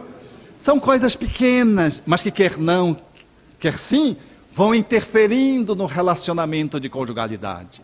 Então o casal são duas criaturas que estão desafiadas ao autoencontro, porque não há espelho mais fidedigno para falar de ti mesmo do que alguém que está ao teu lado, dorme a mesma cama e às vezes não sonha os mesmos sonhos, senta ao mesmo lado de você à mesa, faz programas cotidianos juntos. Se há filhos, o trato dos filhos precisa haver uma interação já no papel de pais, não de cônjuges. Então, esse desafio, ele implica, portanto, num processo transformador interno de cada um. Porque o parceiro, a parceira, estabelece em relação a você um nível de exigências que nenhum outro relacionamento se equivale. Mesmo na atividade profissional, por exemplo, é uma relação mais formal, tem um enquadramento profissional. No lar é a intimidade. E dentro do lar, o relacionamento dos cônjuges, eles têm uma intimidade física. E implica num andamento de intimidade emocional, psicológica. Não obstante, muitos dos casais estejam muito distantes um do outro. Transam. No entanto, não entra no êxtase do encontro da afetividade. Como diz um psicanalista famoso do nosso país, caracterizado muito pela sua irreverência, gaiaça, mas diz com prontidão, e se houver um certo exagero, de alguma forma traz uma realidade pungente. A maioria dos casais, diz ele, vão para a cama, e diz 90% dos casais vão para a cama, para fazer sexo porque não querem intimidade. Vejam, parece um paradoxo. Como é que eu vou para a cama transar, ter um relacionamento de comunhão afetivo sexual e não quero intimidade? Porque ter sexo basta tirar a roupa e ter uma atração física. Mas a intimidade envolve você se abrir para o outro psicologicamente. Envolve, portanto, você arriscar em se mostrar para o outro tal qual você é. E esse processo, ele é muito mais desafiador. As pessoas hoje, com facilidade, tiram a roupa para as fotografias nas revistas, para envolver o erotismo masculino, feminino. As revistas se especializaram e são inúmeras. Mas mostrar-se interiormente, desnudar-se emocionalmente um para o outro, há, portanto, um grande medo, porque o grande antítese do amor, como proporia o espírito Joana de Ângeles, é o medo. Nós temos medo de ser rejeitados, nós temos medo de que o outro não nos acolha, mantemos uma intimidade física, mas temos receio de falar de nós mesmos, das nossas entranhas, de comunicar os nossos pontos vulneráveis, de mostrar as nossas suscetibilidades. Então a gente esconde do outro, às vezes esconde de si mesmo, mas isso implica, portanto, no relacionamento, num distanciamento.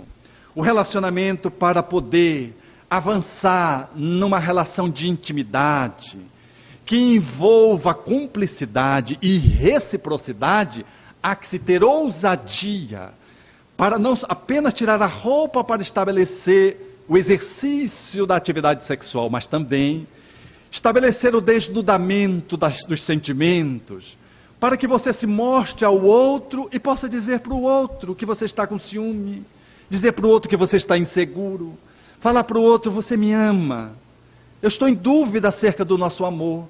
Como é que você está me acolhendo? Eu estou inseguro, insegura acerca de como você está me tratando, estou notando algumas diferenças. Ou então eu tenho um fantasma, eu tenho a impressão que em algum momento você vai me abandonar. É importante, se alguém sente isso, partilhar. Porque se não partilha, aquilo fica dentro do psiquismo de um dos pares, interferindo na economia da interação a dois. Isso funciona nesse encaixe, promovendo ruídos na relação de natureza conjugal. E se eu não me abro para o outro, a nossa intimidade fica comprometida. E a nossa cumplicidade, por extensão, se abala. Portanto, o casamento é um relacionamento que vai necessariamente reclamar, unir, é aquele que sabe articular as diferenças. E sabe valer-se das similitudes como processo de apoio um ao outro. Você, se parece comigo, eu apoio você no seu crescimento e você a mim. E se você é diferente de mim, eu troco com você, eu aprendo a emocionalidade com você, você aprende a racionalidade comigo. Eu aprendo ao buscar o desenvolvimento da intuição que você tem, e você aprende comigo ser uma pessoa pragmática, objetiva. Porque há situações da vida que você precisa ser pragmático, objetivo, e há situações que você precisa ser intuitivo. Há situações que você precisa ser nitidamente emocional. E há situações que você precisa ser criteriosamente racional. Então o casal, se ele sabe articular a diferença, ao invés deles se entrincheirarem nas suas verdades, eles abrem um canal de troca, de permuta. Esse casal cresce profundamente um com o outro. Porque o relacionamento criativo, ele exatamente se faz nessa perspectiva do encontro no qual nós vamos nos trabalhando à custa da influência do outro, que me revela quanto espelho, e à custa do aprendizado acerca das virtudes que o outro traz, e que eu aprendo com ele ou com ela, fazendo com que o nosso relacionamento se enriqueça, de tal modo que o bom casamento é aquele que você casa muitas vezes na mesma relação. Ao invés de mudar de parceiro e buscar um outro casamento, tente casar no mesmo casamento. Porque as pessoas mudam. E é comum a pessoa dizer assim: mas você mudou. Ora, se você não mudar, você estaciona. Ninguém consegue ser o mesmo. O problema é se nós mudamos juntos. Na psicoterapia individual, habitualmente, o profissional precisa estar antenado para o esposo que não está participando ou para a esposa que não está participando. Porque o indivíduo vai melhorando e corre risco de refletir na relação negativamente. Então, habitualmente, ele traz e faz um contraponto, porque senão começa a haver um distanciamento do casal ou começa a surgir atritos, em função de que aquele que está se cuidando faz movimentos de transformações internas de tal ordem que afetam o outro e o outro às vezes não consegue acompanhar. É necessário que um e que outro possam estabelecer essa movimentação de articulação para que ambos possam crescer. Porque um bom casal é aquele que, em se casando muitas vezes, vai ganhando gabarito. Na medida que vai perdendo o vício e o vigor das cópulas da interação sexual, que quanto mais jovem tem uma performance sexual em função da própria possibilidade da libido maior, eles vão amadurecendo enquanto pessoas.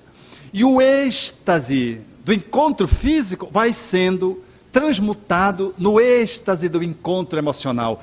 E mais tarde do espiritual. Se o casal bem acasalado, ele avança no tempo, ganha a terceira idade, às vezes a quarta idade, já bem velhinhos, e eles ainda estão vivenciando a energia sexual, mas não mais na cópula física propriamente dita.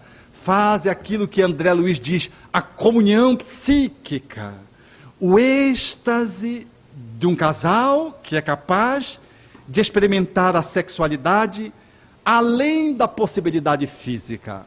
Uma troca de energia pujante. Vi isso graciosamente no último semestre.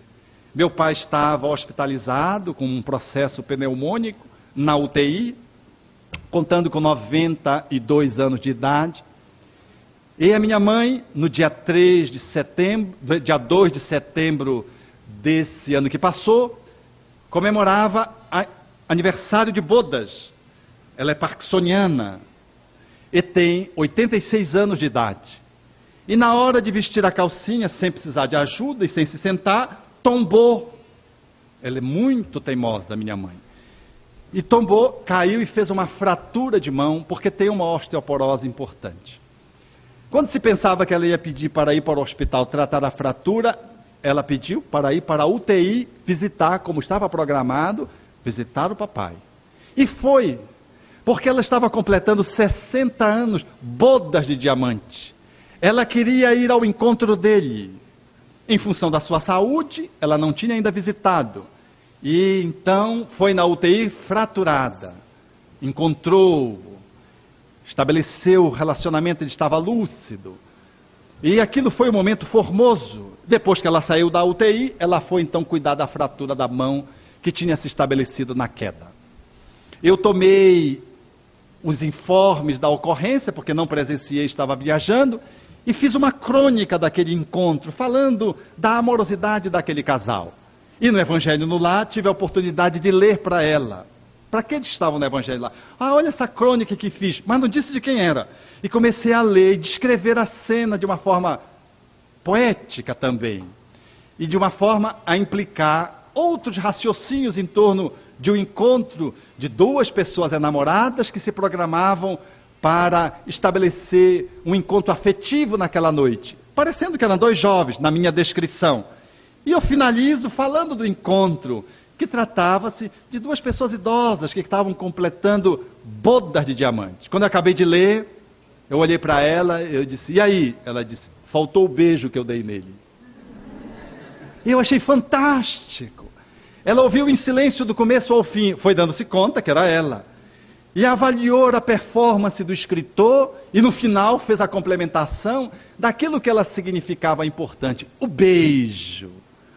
O beijo numa boda de diamante. Uma pessoa de 86 anos e de 92 anos. Para ela, isso era significativo, estar contando ali na narrativa daquele encontro.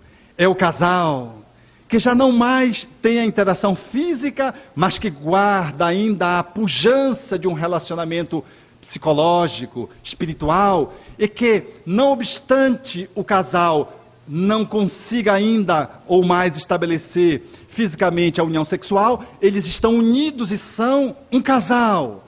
A sua comunhão é perene. Essa sexualidade, essa amorosidade agora estão no êxtase do encontro refinado. É lógico que um casal, para conseguir isso, ele teve que vencer algumas etapas. Porque a gente tem a ilusão, quando está no cais dos sonhos, que aquela pessoa com quem nós vamos nos vincular é a nossa alma gêmea. O que, aliás, os espíritos contestaram a Allan Kardec, que lhe perguntou acerca dessa questão. E os espíritos disseram que absolutamente não existe nenhuma alma pré-fabricada para encontrar outra que for partida no meio. Deus, efetivamente, é um ser pródigo. Ele não fez economia ao nos criar, ele nos criou inteiro, um ser completo. O processo do enamoramento da alma gêmea envolve apenas uma linguagem lírica, poética, de duas pessoas muito afins.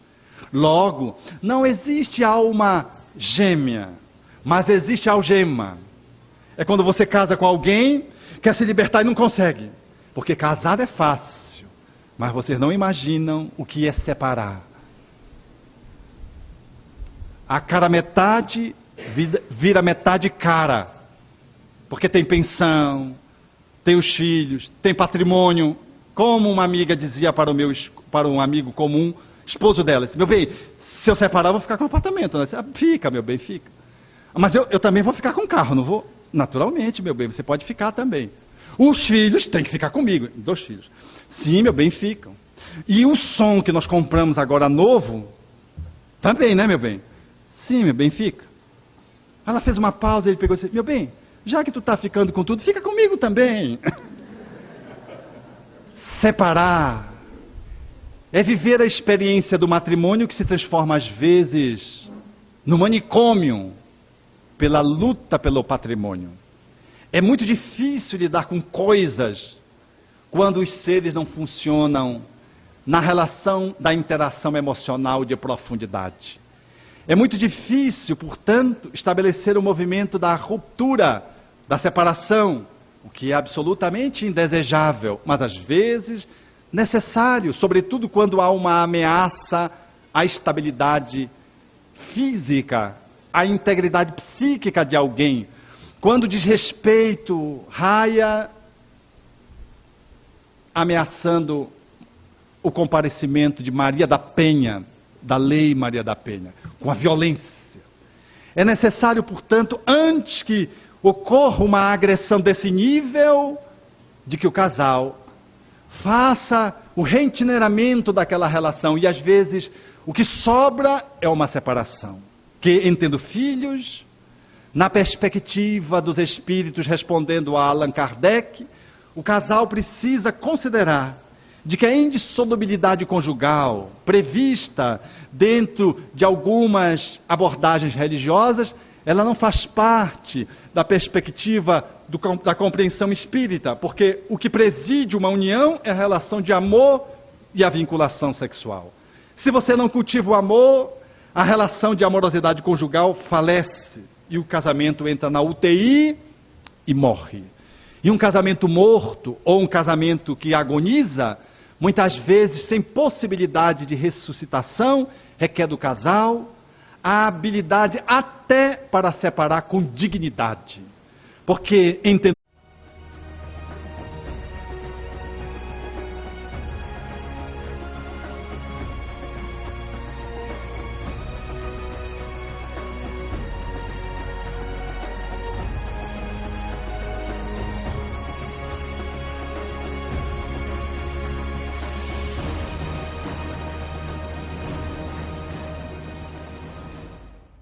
Boa noite a todos, aos nossos amigos da internet. Bem-vindos novamente na Fraternidade Francisco de Assis.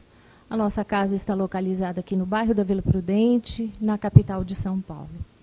E temos o prazer de receber nesta noite para a nossa palestra semanal Alberto Ribeiro Almeida. O Alberto é trabalhador do Grupo Espírita Jardim das Oliveiras, do Belém do Pará. É também médico e terapeuta transpessoal.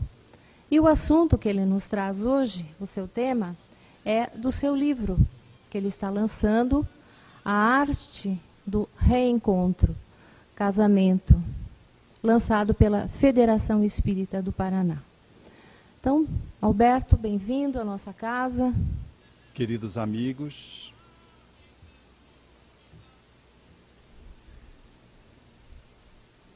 é com muita alegria que partilhamos esse abraço do norte, trazendo um pouco do açaí para encontrar no estado de São Paulo a beleza e o encanto da Amazônia, que dentro das suas múltiplas expressões de graça que o Divino colocou no nosso país, permitiu que Belém do Pará pudesse ofertar ao nosso país a graciosidade desse vinho, desse suco saboroso, chamado açaí. Amai um ao outro, mas não façais do vosso amor um cativeiro. Que haja um mar ondulante entre as praias das vossas almas. Sede alegres, cantai, mas deixai cada um ficar a sós, como as cordas da lira, que estão separadas, mas estão juntas na mesma musicalidade. Estais juntos, mas não juntos demais, porque as colunas de um templo erguem-se separadas, e o carvalho não cresce à sombra do cipreste. É a fala poética de Khalil Gibran, o grande poeta do mundo árabe, que nos brinda sobre o casamento na sua obra monumental, talvez a mais importante, O Profeta. Ela nos traz, na medida da poesia, o que representa esse desafio do encontro um com o outro ser humano. Numa perspectiva de intimidade, de aproximação, nesses dias em que a humanidade questiona o casamento, dias estes que falam, portanto, de um movimento no qual o casamento, tal como está posto, de tal modo ele se fragilizou que as pessoas intentam questionar sobre essa instituição chamada casamento, com consequências também para o processo familiar. Allan Kardec, na sua lucidez, ao seu tempo, já haveria de indagar com prontidão na obra que inicializa o pensamento espírita, exatamente sobre essa questão da durabilidade do relacionamento de conjugalidade. Que seria, pergunta ele na questão 696 de O Livro dos Espíritos, o que seria para a sociedade se houvesse a abolição do casamento? Ao que os espíritos responderam: seria uma regressão à vida dos animais. Seria um retrocesso da humanidade. Seria como que andar para trás. Essa perspectiva de compreensão, portanto, alinhavada pelo Espiritismo já há 150 anos atrás, um pouco mais, fala-nos dessa realidade da lei de amor que nos impulsiona um para o outro na expectativa silenciosa e às vezes ostensiva de podermos experienciar o êxtase do encontro. Tudo começa num processo de aproximação pelo namoro, quando o Espírito Emmanuel, usando uma metáfora, compara ao cais dos sonhos. No encontro do enamoramento, há um processo de apaixonamento que galvaniza os corações que se aproximam. Nós experimentamos no cais o êxtase de uma hipnose afetiva. Perdemos o chão, ficamos de tal modo mobilizados pelo outro, que temos a impressão de que encontramos a nossa metade, a nossa outra metade. Há aquela perspectiva até exagerada de acharmos que foi a nossa alma gêmea aquele encontro. Fenômeno esse que se explica pelo movimento de apaixonamento, que também os espíritos, na questão 907 de O Livro dos Espíritos, consagraram, mostrando que a paixão ela está em um ser humano para atender uma necessidade natural do desenvolvimento do sentimento. O apaixonamento é alguma coisa que faz parte da estrutura do ser humano. Está posto em a natureza com uma finalidade de nos encaminhar para um relacionamento de profundidade no campo da amorosidade. No cais dos sonhos, nós entabulamos pensar num universo de viagem pelo mar adentro da vida com a nossa, poeticamente, alma gêmea, ou presumivelmente a nossa outra metade.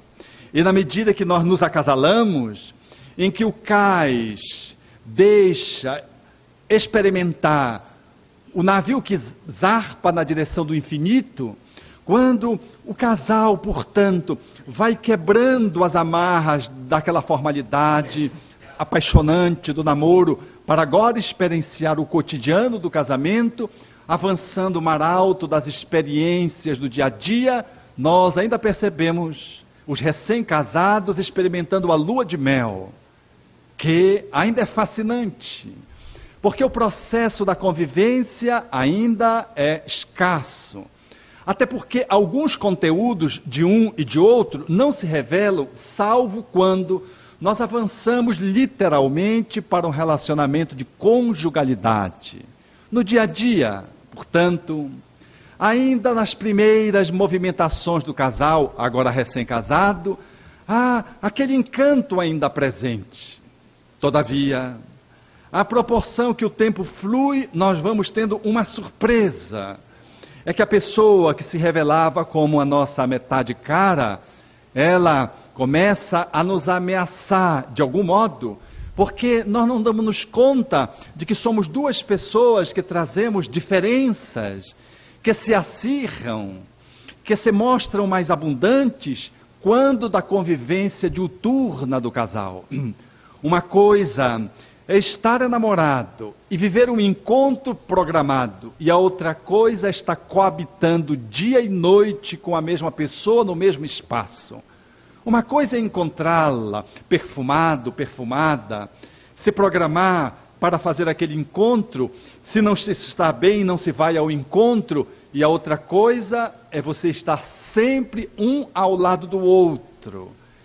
Quer faça tempo bom, quer faça intempérie, quer suja geada ou alagamento de chuvas expressivas. Nós temos que estar um ao lado do outro. Já não é mais, portanto, uma experiência que envolva aquela hipnose. Nós caímos na realidade. E quando você olha para o outro, no início ainda dá, por exemplo, para conectando-se com o ronco do outro, você dizer, meu bem, imaginemos o homem, porque até para roncar as mulheres são mais delicadas. Ele cutuca, meu bem, você está qual cotovia do meu lado, chamando minha atenção. Olha o sentimento poético. Tem 4 meses de casado. 2 anos depois, meu bem, você está ressonando. 1 ano e meio, 2 anos talvez, meu bem, você está roncando. A entonação já é diferente. A qualificação já mudou.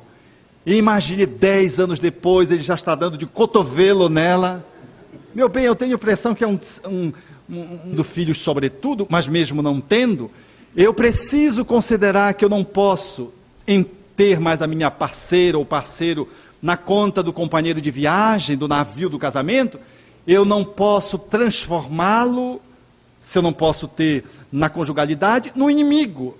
Eu procuro assegurar o companheirismo, pelo menos. Se não conseguir manter a amizade, pelo menos o companheirismo, para que de modo civilizado nós não comprometamos a nossa relação com os filhos que estão postos.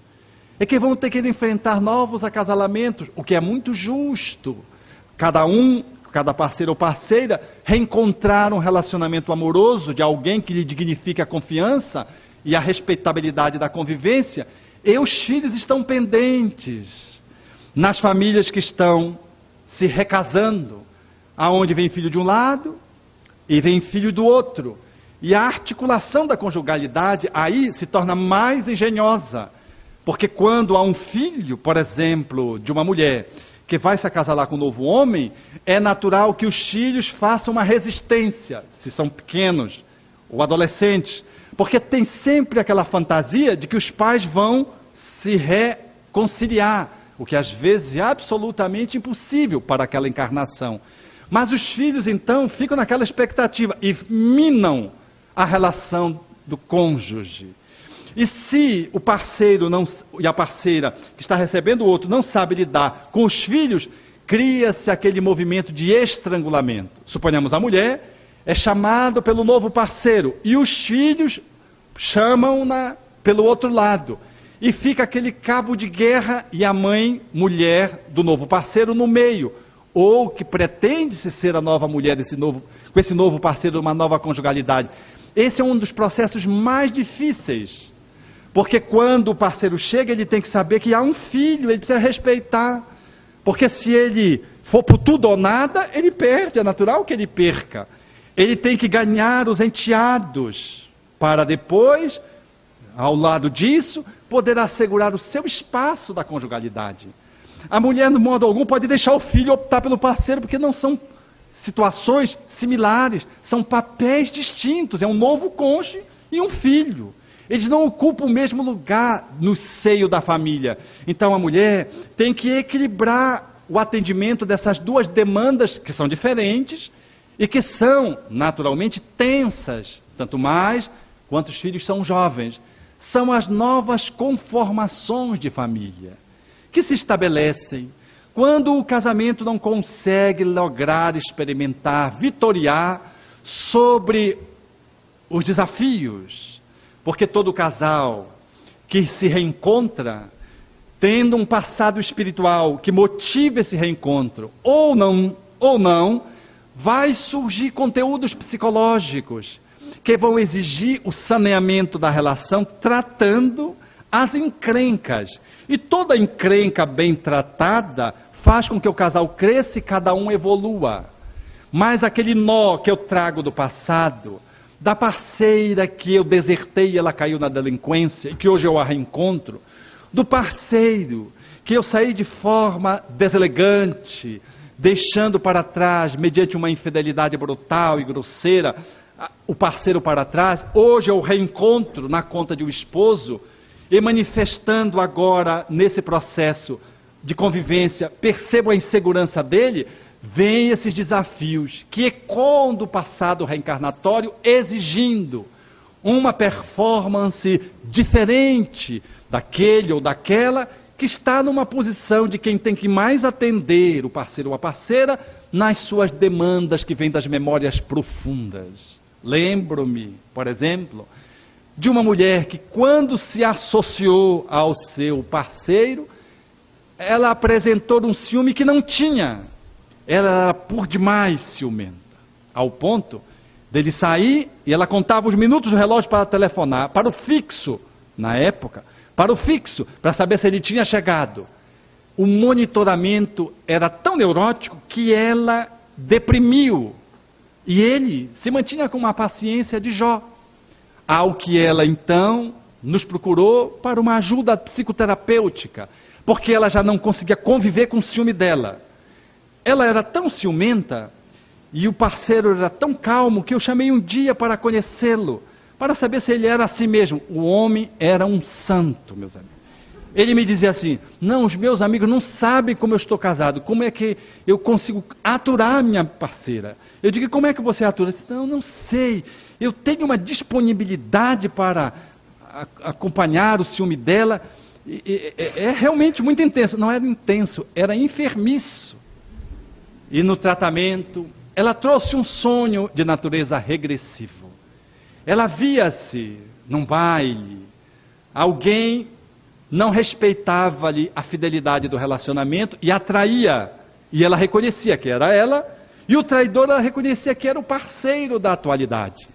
Ela então vê-se, ato contínuo na cena, agredindo fisicamente, partindo para cima dele para agredi-lo fisicamente. E ela então narrava essa experiência de sonho numa das sessões junto do esposo, e o esposo dizia assim: ela entra no estado de sono, de sonambulismo, e começa a me bater. E eu digo: o que é que o senhor faz? Não, eu acordo, mas até que eu acorde, já levei muitos bofetões. E eu cá com meu botão disse: levou o que faltou na outra. Correção de juros se estabeleceu no tempo, e agora ela dá o que faltou, e aí ela diz, quando eu volto a mim, eu me dou conta que não é ele, mas é ele, doutor, é ele. A convicção que ela tinha de que ela e ele eram os mesmos os espíritos. Agora, num outro contexto, quantos de nós reencontramos, portanto, essa alma que nos atrai e que nos leva para um relacionamento a dois, inevitavelmente, de conjugalidade, e quando nós nos acasalamos, surge dramas internos de um, de outro, e reflui para o relacionamento naquilo que o espírito André Luiz No livro Nos Domínios da Mediunidade, chamou de casamento provacional, que é a maioria dos casamentos, no qual o casal, ele não consegue articular um relacionamento harmonioso, tem muita bronca, tem muita encrenca, tem muito conflito, porque é esse casal que se reencontra um com o outro na dinâmica do relacionamento e os conflitos emergem para que eles possam efetivamente tratar as pendências que ficaram para trás, desenvolvendo atributos que escassearam outrora e que hoje o casamento chama para que compareça esses elementos, fazendo parte, portanto, dessa estrutura de conjugalidade. Esse casal, portanto, que saiu da paixão e avança no relacionamento conjugal mar alto, ele, num dado momento, vai enfrentar esses episódios que surgem de vidas passadas, ou o encontro com pessoas que surgem de outras vidas. E se o casal não está muito bem afinado, há o risco de uma relação extraconjugal, de infidelidade, notadamente se o casal não está cuidando muito bem da relação. Dificilmente nós emprestamos ao relacionamento conjugal a atenção que deveríamos emprestar e oferecer, como exige a visão espírita. Em estando casado, nós perdemos o encanto do namoramento. Quando eu pergunto para os casais, quanto tempo vocês estão juntos? Não, nós temos 10 anos de casados e 8 de namoro. Eu digo, deixaram de namorar quando casaram? A pergunta é uma intervenção terapêutica. Por que nós deixamos de namorar quando casamos? Por que nós perdemos a graça das pequenas atitudes que se fertilizam a relação? Por que deixamos de abrir a porta para o outro quando fazíamos enquanto namorados? Porque antes a gente abria a porta. Agora a gente sai. Você nem fecha a porta direito, diz assim. No início não, meu bem, cuidado, olha aí, bate a porta, né? Depois, meu bem, você demora muito para entrar, você já vai saindo, nem fechar a porta. Ou então ele diz, olha, você fica aí, cai aí, vai quebrar a cabeça, se morresse tudo bem, mas não morre, aí o casamento já está no final mesmo, né? Vai me dar trabalho.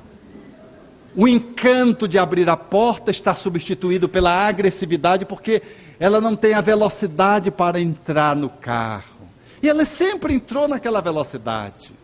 Porque é assim, nós queremos que as pessoas mudem, só porque casaram, elas não mudam. Eu conheci um amigo que era muito interessante. A esposa, ela estava sempre atrasada. Para se despedir, era meia hora para se despedir de uma festa, de um encontro familiar. E eu ficava olhando e me impressionava a paciência. E um dia eu cheguei com ele e perguntei, mas seu Paulo, eu me admiro muito da sua paciência que o senhor tem com a dona Lourdes, que era a sua companheira. Eu disse, qual é o segredo? Ele disse, o primeiro encontro. Quando eu estava apaixonado por ela e ela apaixonada por mim, nós marcamos o primeiro encontro, ela chegou 45 minutos atrasada. No segundo, ela chegou 1 hora de aproximação física e de aproximação psicológica. E nesse movimento, chega mais próximo, nós vamos perceber que um casamento, ele é feito da arte de você poder articular as diferenças e as similitudes. Porque nós pensamos que um bom casal é aquele que é parecido. Não é. Porque se for 2 ditadores, como é que vai ser? Se forem 2 ciumentos, eles não conseguem avançar 1 ano de conjugalidade. A gente pensa, portanto, que um bom casal são aqueles diferentes. Necessariamente não são. Porque se eles forem muito diferentes, por exemplo, um bem racional, uma bem emocional, às vezes, funcionando em canais diferentes, eles podem não conseguir articular uma boa comunicação.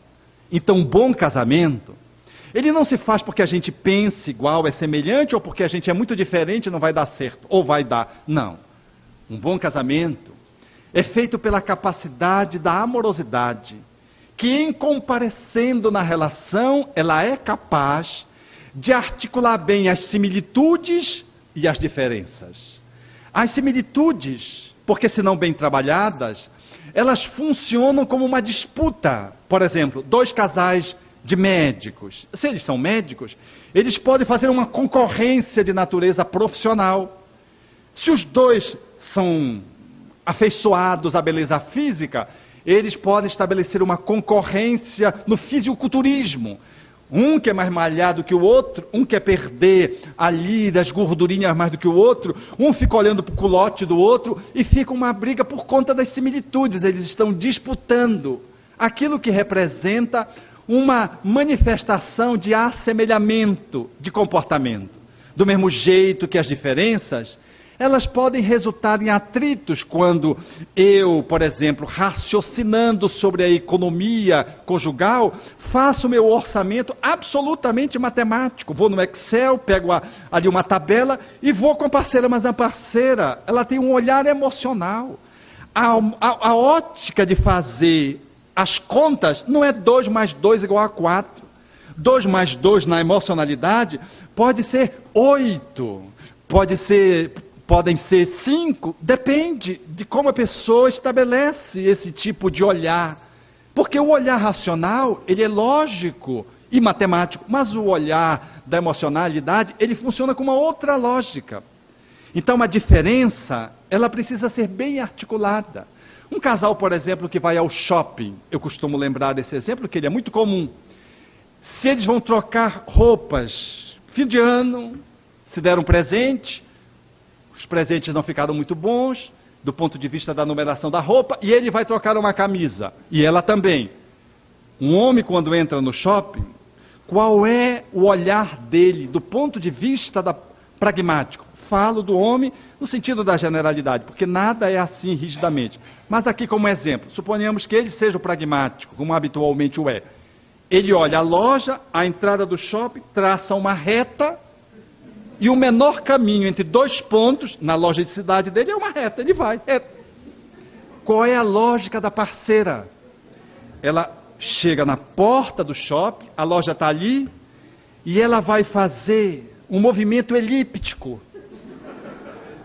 Ela pega exatamente o corredor oposto, ele diz, meu bem, é por aqui e ali. Diz, não, meu bem, mas eu vou dar só uma voltinha aqui. Para ela, ir direto é quase que um crime. Porque ela precisa olhar nas vitrines. Ela adora, porque a profissão dela é design de interiores. Ela adora olhar para ver a decoração das vitrines. E ela vai fazendo esse caminho, que não tem fim. Depois ela sobe para o outro andar e vai para o outro andar. Então, é inevitável uma briga na entrada, vocês imaginem, na saída. Então, se ele sabe que ela é assim, ele já leva 2 livros para ler enquanto ela vai fazendo a sua viagem. Leva o jornal, combina com elas, meu bem, eu vou ali tocar a rua, a gente se encontra no café, porque ela vai demorar para burro, ou para o esposo, se ele preferir. Então, se ele é inteligente, ele vai para a loja de café, troca a roupinha dele lá, senta e vai ler o jornal, enquanto que ela vai, e ele já se prepare, porque quando ela chegar e dizer, meu bem, você não sabe. Hipnotizada pela vitrine, ela ficou seduzida por uma palavra mágica, liquidação. Ele sabe que mais uma vez ele vai ser liquidado na sua movimentação financeira. E ela disse, meu bem, você não imagina. A loja está tudo por 50%.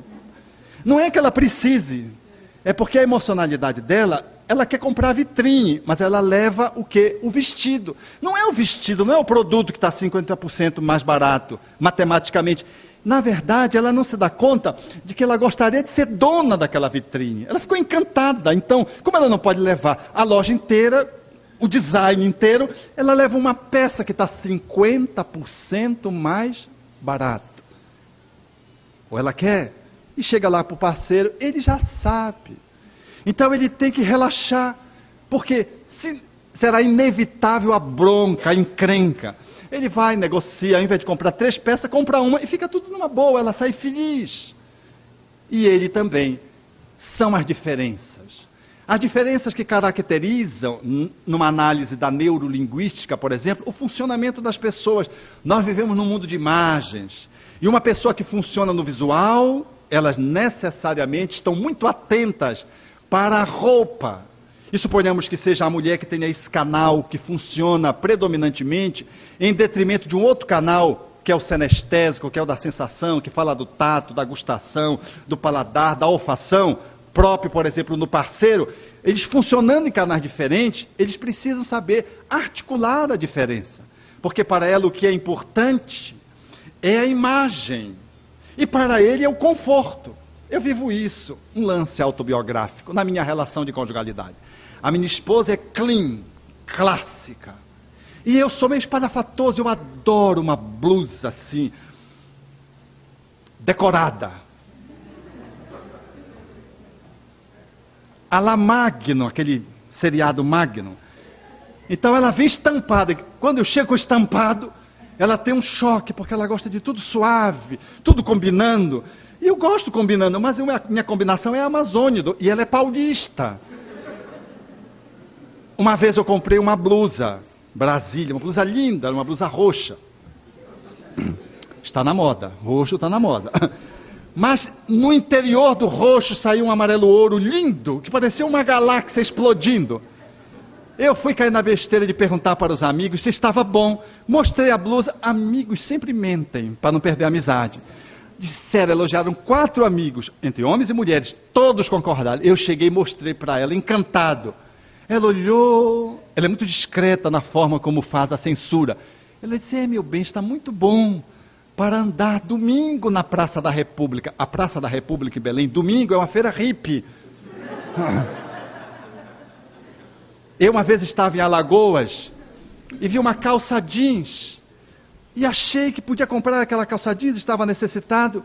E no meu pragmatismo, já que deu, eu comprei logo 3. Porque homem é assim, não embrulha 3. Cheguei em casa, mostrei a calça jeans, vesti. E disse, que tal, meu bem? Ela disse, meu bem, mas ficou assim muito justinha, não foi? Eu disse, não, meu bem, tá boa. Dias depois, fomos sair, eu botei a calça jeans e disse, que tal? Querendo um elogio. Ela me olhou e disse, está bem, você está parece uma linguicinha. Apertadinha na calça jeans. Somos diferentes no paladar, na roupa, no olhar. Eu gosto de coisas confortáveis e ela gosta de coisas bonitas. Ela é capaz de sair com uma roupa justinha, que no mal dá para sentar, porque ela está elegante. E eu, às vezes, vou com uma roupa assim, que cabe 2 Albertos. Mas eu tenho uma movimentação tranquila, porque eu estou confortável. É o senestésico e o visual. Que quando entram no restaurante, brigam.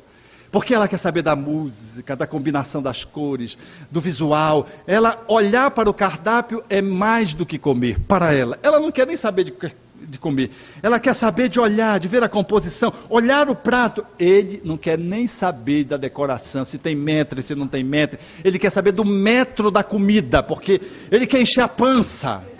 Por ele, se pudesse trazer a frigideira e botar no centro da mesa a panela, traria para ela a forma com que o garçom acessa. Se ele vem pela direita ou para a esquerda, faz toda a diferença.